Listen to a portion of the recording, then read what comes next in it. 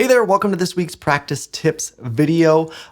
Before you do anything else, make sure you go watch the YouTube video. I'll have that linked below. Otherwise, this one won't make a lot of sense. You might notice I'm wearing something different. It's a different day. That is because the original follow-up practice tips video that I did for this lesson had audio issues. So now I have to refilm it. So it's not a big deal. So what I want to talk about is very briefly, just kind of where you want to go next after you've learned these two pentatonic shapes and you've kind of started applying them along to music. That's probably like the biggest step. Learning the shapes themselves is not super challenging, I wouldn't say, but actually getting them applied to the music and different songs, not just ones you've already practiced with, but maybe new songs, applying them and figuring out that they work for that. That takes a little bit of time to get used to. So once you've got that down, there's a lot of different directions you can go. So I would say there are probably two main directions I would recommend.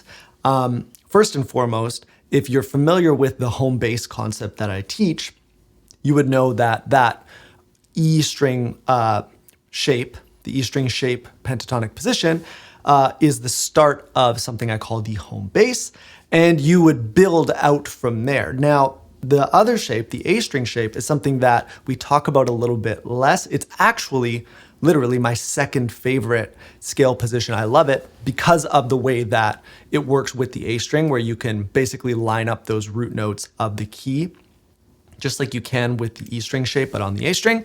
And there's kind of a cool way to visualize that, which is if you think of we're in the key of A minor and you look at the A minor bar chord that sits over that E string position,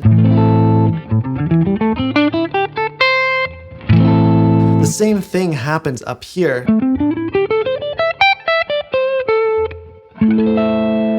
with an A minor bar chord as well. It's just based on the A string. And the same with the C major. I mean, obviously the C major version of a bar chord here is a little bit different because you're doing the C shape, but you could do the G shape here.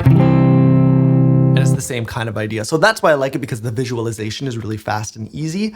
But yeah, with the home bass, obviously you're building and growing out, but a lot of times the first step that I share with building that home bass is to expand these pentatonic scales into the full major or minor scale. So taking the 5-note scale, turning it into a 7-note scale, so that you have the option to include those extra notes or take them away. Because I think the pentatonic scale is incredible. It's very, very powerful, but you are intentionally missing out on two notes that I think add a lot of flavor, right? If I'm playing,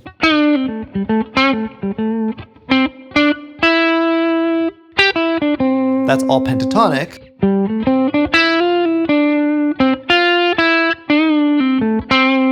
All of a sudden it's not.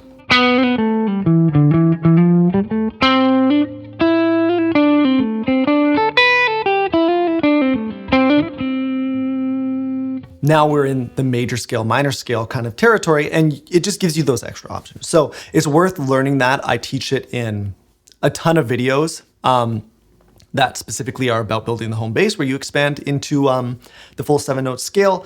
And you can do the same thing with that other shape as well, which is, you also have,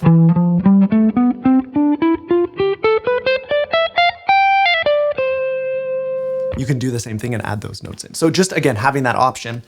The other thing is to connect the two shapes. So they're quite far away from each other, and there's kind of two routes you can go. You can build, so from what we would call position 1 to position 2 to position 3, and then you would eventually get to position 4. That's great if you are that far along.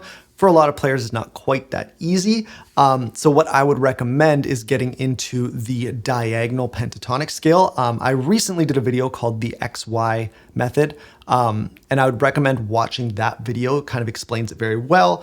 And it basically will allow you, it almost gets you there, but you do one last jump to go.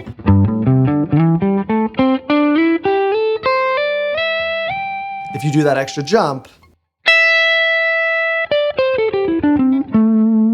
it gets you all the way up into that shape. So it at least gives you a route to get up there. Some sort of pathway like that, or even just moving along one string, is going to be your way to get them connected so that you're not just playing in one position and then stopping and moving to that other position. The other thing that you can do is with a lot of keys. For example, we showed the D major key in the YouTube video. It's that the position 4 shape, the A string shape, sits below, so on the lower frets. So